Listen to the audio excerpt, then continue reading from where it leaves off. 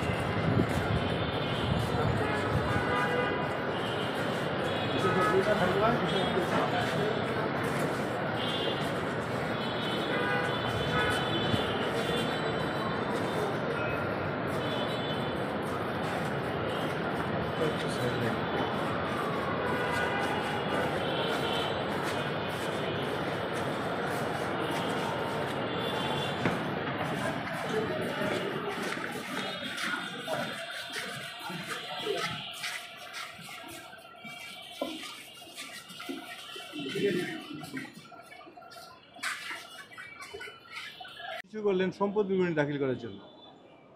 এই সম্পদ বিবরণী দাখিল করার পরে দুর্নীতি দমন কমিশনের পক্ষ থেকে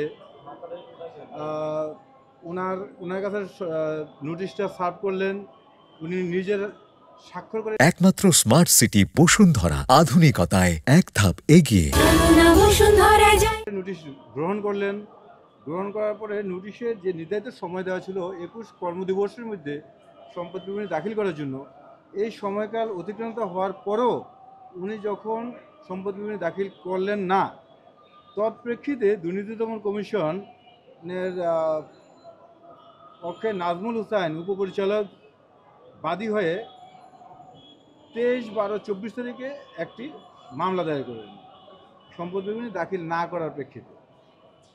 সেই মামলাটাই পরবর্তীতে চার্জশিট আসার পরে বিশেষ জজ আদালত 2-এ বিচারের জন্য আসে।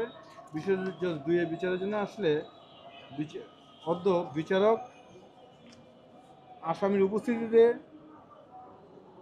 তাকে চার্জের বিষয়টি পাঠ করে শোনানো হয়।